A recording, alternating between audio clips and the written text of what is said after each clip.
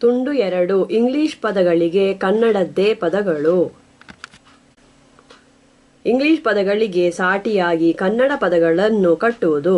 ಮುನ್ನೋಟ: English ಪದಗಳಿಗೆ ಸಾಟಿಯಾಗುವಂತೆ ಕನ್ನಡದವೇ ಆದ ಪದಗಳು ಈಗಾಗಲೇ ಬಳಕೆಯಲ್ಲಿಲ್ಲವಾದಲ್ಲಿ ಅಂತಹ ಪದಗಳನ್ನು ಕನ್ನಡದಲ್ಲೇನೆ ಹೊಸದಾಗಿ ಕಟ್ಟುವುದು ಹೇಗೆ ಎಂಬುದನ್ನು ವಿವರಿಸುವುದೇ ಈ ಎರಡನೇ ತುಂಡಿನ ಗುರಿಯಾಗಿದೆ. ಈ ಕೆಲಸದಲ್ಲಿ ನೆರವಾಗುವಂತೆ ಎರಡು ಮುಖ್ಯವಾದ ಪದಕಟ್ಟಿಕೆಯ ಹೊಲಬು ಮೆಥಡ್ಗಳನ್ನು ಬಳಸುವುದು ಹೇಗೆ ಎಂಬುದನ್ನು ಮೊದಲನೆಯ ತುಂಡಿನಲ್ಲಿ ವಿವರಿಸಲಾಗಿದೆ. 1.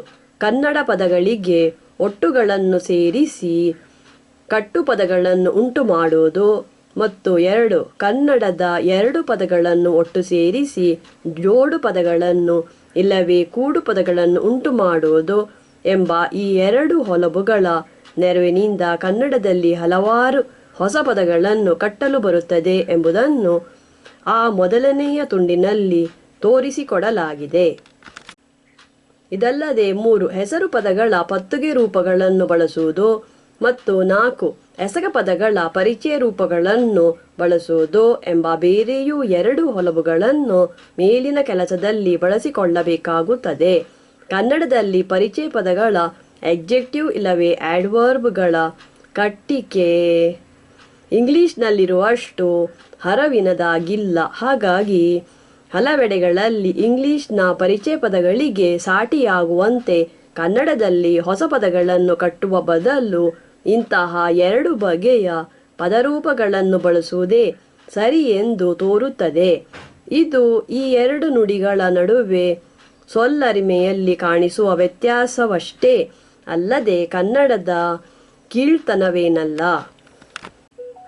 ಈ 4 ಬಗೆಯ ಹೊಲಬುಗಳಲ್ಲಿ ಯಾವುದನ್ನು ಎಲ್ಲಿ ಬಳಸಬೇಕು ಎಂಬುದು ಮುಖ್ಯವಾಗಿ ನಮ್ಮೆದುರಿರುವ ಇಂಗ್ಲಿಷ್ ಪದಕ್ಕೆ ಎಂತಹ ಹುರುಳಿದೆ ಎಂಬುದರ ಮೇಲೆ ಮತ್ತು ಆ ಹುರುಳನ್ನು ತಿಳಿಸಲು ಕನ್ನಡದಲ್ಲಿ ಎಂತಹ ಪದಗಳು ಮತ್ತು ಒಟ್ಟುಗಳು ದೊರಕುತ್ತವೆ ಎಂಬುದರ ಮೇಲೆ ಅವಲಂಬಿಸಿರುತ್ತದೆ.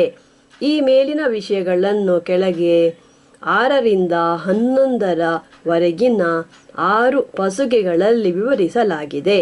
ಇಂಗ್ಲಿಷ್ನಲ್ಲಿ ಹಿನ್ನೊಟ್ಟು ಸಫಿಕ್ಸ್ಗಳನ್ನು ಬಳಸಿ ಕಟ್ಟಿರುವ ಹೆಸರು ಪದ, ಎಸಕ ಪದ ಮತ್ತು ಪರಿಚಯ ಪದಗಳಿಗೆ ಸಾಟಿಯಾಗಿ ಕನ್ನಡದಲ್ಲಿ ಹೊಸ ಪದಗಳನ್ನು ಕಟ್ಟುವುದು ಹೇಗೆ ಎಂಬುದನ್ನು 6ನೆಯ ಪಸುಗೆಯ 3 ಒಳಪಸುಗೆಗಳಲ್ಲಿ ತಿಳಿಸಲಾಗಿದೆ.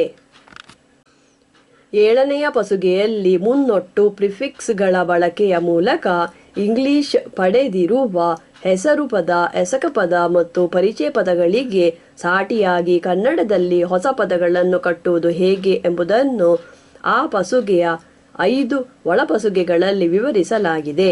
ಇಂಗ್ಲಿಷ್ ಮುನ್ನೊಟ್ಟುಗಳನ್ನು ಅವುಗಳ ಹುರುಳುಗಳನ್ನವಲಂಬಿಸಿ ಅಳವಿ, ಇಂಬು, ಹೊತ್ತು, ಅಲ್ಲಗೆಳೆತ ಮತ್ತು ಉಳಿಕೆ ಎಂಬ 5 ಗುಂಪುಗಳಲ್ಲಿ ಗುಂಪಿಸಲು ಬರುತ್ತಿದ್ದು 7ನೇ ಪಸುಗೆಯ 5 ಒಳ ಪಸುಗೆಗಳು ಮುನ್ನೊಟ್ಟುಗಳ ಈ 5 ಬಗೆಗಳನ್ನು ಮತ್ತು ಅವುಗಳಿಗೆ ಸಾಟಿಯಾಗುವಂತೆ ಕನ್ನಡದಲ್ಲಿ ಬಳಸಬಹುದಾದ ಹೊಲಬುಗಳನ್ನು ವಿವರಿಸುತ್ತವೆ.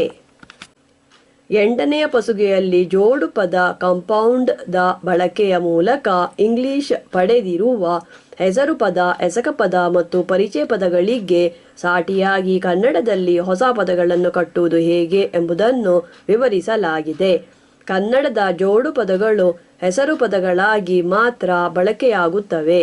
ಆದರೆ ಜೋಡು ಪದಗಳ ಹಾಗೆಯೇ ಕಾಣಿಸುವ ಕೂಡು ಪದಗಳು ಕನ್ನಡದಲ್ಲಿ ಎಸಕ ಪದಗಳಾಗಿ ಬಳಕೆಯಾಗುತ್ತಿದ್ದು ಇವನ್ನು ಎಸಕ ಪದಗಳಾಗಿ ಬಳಕೆಯಾಗುವ ಇಂಗ್ಲಿಷ್ ಜೋಡು ಪದಗಳಿಗೆ ಸಾಟಿಯಾಗಿ ಬಳಸಲು ಬರುತ್ತದೆ. ಇಂಗ್ಲಿಷ್ನಲ್ಲಿ ಪರಿಚಯ ಪದಗಳಾಗಿ ಬರುವ ಜೋಡು ಪದಗಳು ಹಲವಿವೆ. ಕನ್ನಡದಲ್ಲಿ ಇವಕ್ಕೆ ಸಾಟಿಯಾಗಿ ಜೋಡು ಪದಗಳ ಪತ್ತುಗೆ ರೂಪವನ್ನು ಇಲ್ಲವೇ ಕೂಡು ಪದಗಳ ಪರಿಚಯ ರೂಪವನ್ನು ಬಳಸಲು ಬರುತ್ತದೆ.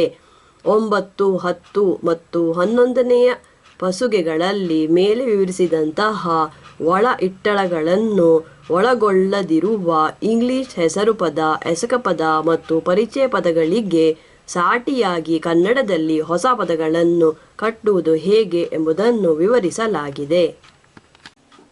ಎರಡನೇ ತುಂಡಿನ ಗುರಿ.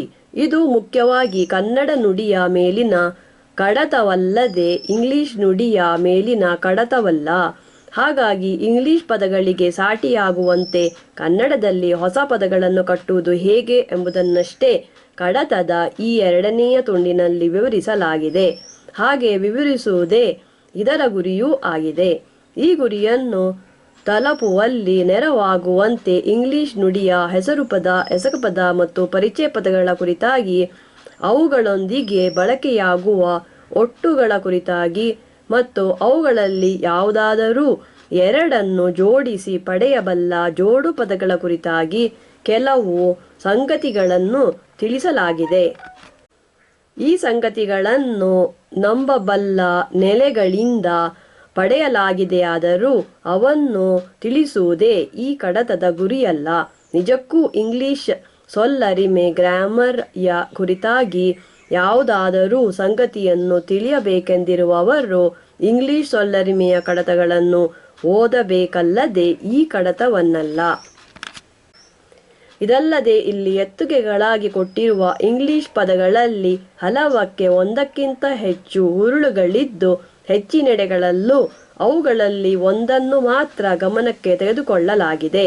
ಇಂಗ್ಲಿಷ್ ಪದಗಳಿಗೆ ಸಾಟಿಯಾಗಬಲ್ಲ ಕನ್ನಡ ಪದಗಳನ್ನು ಕಟ್ಟುವವರು ಇಂತಹ ಪದಗಳ ಎಲ್ಲ ಹುರುಳುಗಳನ್ನು ಗಮನಿಸಬೇಕಾಗಬಹುದು.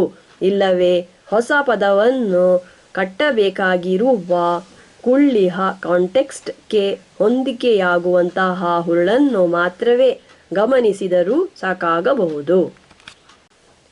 ಇಂಗ್ಲಿಷ್ ಪದಗಳಿಗೆ ಬೇರೆ ಬೇರೆ ವಿಷಯಗಳಿಗೆ ಸಂಬಂಧಿಸಿದಂತೆಯೂ ಬೇರೆ ಬೇರೆ ಹುರುಳುಗಳಿರುತ್ತವೆ. ಸಾಮಾನ್ಯ ಬರಹಗಳಲ್ಲಿ ಕಾಣಿಸುವ ಹುರುಳುಗಳಿಗೂ ಅರಿಮೆಯ ಬರಹಗಳಲ್ಲಿ ಕಾಣಿಸುವ ಹುರುಳುಗಳಿಗೂ ನಡುವೆ ಹಲವು ವ್ಯತ್ಯಾಸಗಳಿರುತ್ತವೆ. ಈ ಕಡತದಲ್ಲಿ ಮುಖ್ಯವಾಗಿ ಸಾಮಾನ್ಯ ಬರಹದ ಹುರುಳುಗಳನ್ನಷ್ಟೇ ಗಮನಿಸಲಾಗಿದೆ. ಅರಿಮೆಯ ಬರಹಗಳಲ್ಲಿ ಕಾಣಿಸುವ ಹುರುಳುಗಳನ್ನು ಗಮನಿಸಬೇಕಿದ್ದಲ್ಲಿ ಮತ್ತು ಅವಕ್ಕೆ ಸಾಟಿಯಾಗುವಂತೆ ಕನ್ನಡದಲ್ಲಿ ಹೊಸ ಪದಗಳನ್ನು ಕಟ್ಟಬೇಕಿದ್ದಲ್ಲಿ ಅಂತಹ ಅರಿಮೆಗಳ ಆಳವಾದ ತಿಳಿವು ಬೇಕಾಗುತ್ತದೆ. ನನ್ನಲ್ಲಿ ಅಂತಹ ತಿಳಿವು ಇಲ್ಲವಾದುದರಿಂದ ಆ ಕೆಲಸವನ್ನು ನಾನು ಕೈಗೆತ್ತಿಕೊಳ್ಳಲಿಲ್ಲ. ಹೀಗಿದ್ದರೂ ಇಲ್ಲಿ ವಿವರಿಸಿರುವ ಕನ್ನಡದ ಹೊಲಬುಗಳನ್ನು ಬಳಸಿ ಅರಿಮೆಯ ಬರಹಗಳಲ್ಲಿ ಕಾಣಿಸುವ ಹೆಚ್ಚಿನ ಹುರುಳುಗಳನ್ನು ಕೊಡುವಂತೆ ಹೊಸ ಪದಗಳನ್ನು ಕಟ್ಟಲು ಬರುತ್ತದೆ ಎಂಬ ಗಟ್ಟಿ ನಂಬಿಕೆ ನನ್ನಲ್ಲಿದೆ. ಇದು ಬರಿಯ ನಂಬಿಕೆಯಷ್ಟೇ ಅಲ್ಲ, ಇದಕ್ಕೆ ಗಟ್ಟಿಯಾದ ನೆಲೆಯೂ ಇದೆ. ನಾನು ಇತ್ತೀಚೆಗೆ ಬರೆದ ಕನ್ನಡ ಬರಹದ ಸೊಲ್ಲರಿಮೆ ಎಂಬ ಹೊತ್ತಗೆಯ 4 ಕಡತಗಳಲ್ಲಿ ಎಲ್ಲ ಬಗೆಯ ಅರಿಮೆಯ ಪದಗಳನ್ನು ಕನ್ನಡದಲ್ಲೇನೆ ಕಟ್ಟಲಾಗಿದೆ. ಹೊಸ ಪದಗಳನ್ನು ಕಟ್ಟುವಲ್ಲಿ ಕನ್ನಡ ಯಾವ ನುಡಿಗೂ ಹಿಂದಿಲ್ಲ ಎಂಬುದನ್ನು ಅದು ತೋರಿಸಿಕೊಟ್ಟಿದೆ. ಇಲ್ಲಿ ಇನ್ನೊಂದು ವಿಷಯವನ್ನು ಗಮನಿಸಬಹುದು.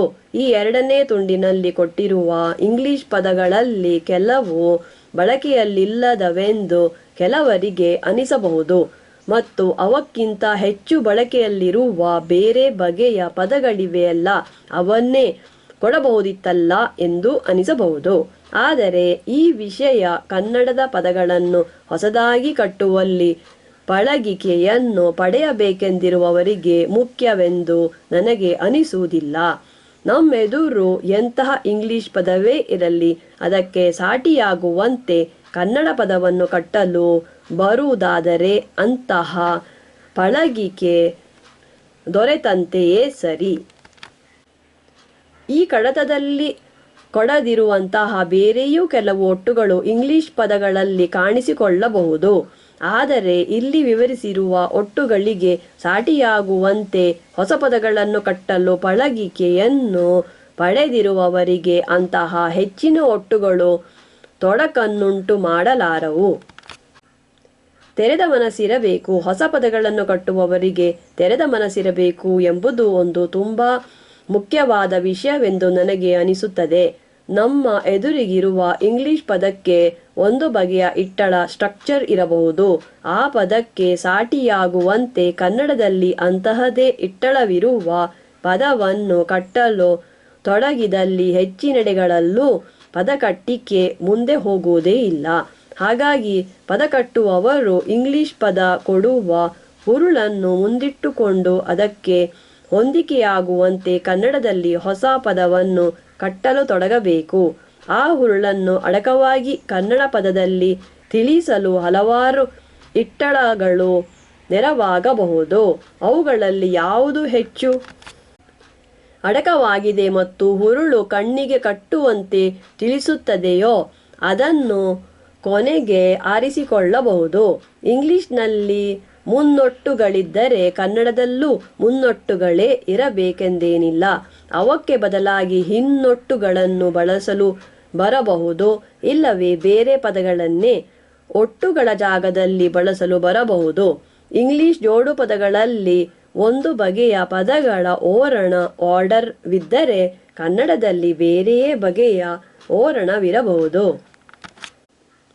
ಇಂಗ್ಲಿಷ್ ಪದಗಳಿಗೂ ಅವಕ್ಕೆ ಸಾಟಿಯಾಗುವಂತೆ ಕನ್ನಡದಲ್ಲಿ ಕಟ್ಟಲಿರುವ ಹೊಸ ಪದಗಳಿಗೂ ನಡುವೆ ಇಂತಹ ಹಲವು ಬಗೆಯ ವ್ಯತ್ಯಾಸಗಳು ಇರಬಲ್ಲುವು ಎಂಬ ವಿಷಯದಲ್ಲಿ ಮನಸ್ಸನ್ನು ತೆರೆದಿರಿಸಿರುವವರು ತುಂಬಾ ಸುಳುವಾಗಿ ಇಂಗ್ಲಿಷ್ನ ಎಂತಹ ಪದಕ್ಕೂ ಸಾಟಿಯಾಗುವಂತೆ ಕನ್ನಡದಲ್ಲಿ ಹೊಸ ಪದಗಳನ್ನು ಕಟ್ಟಬಲ್ಲರು.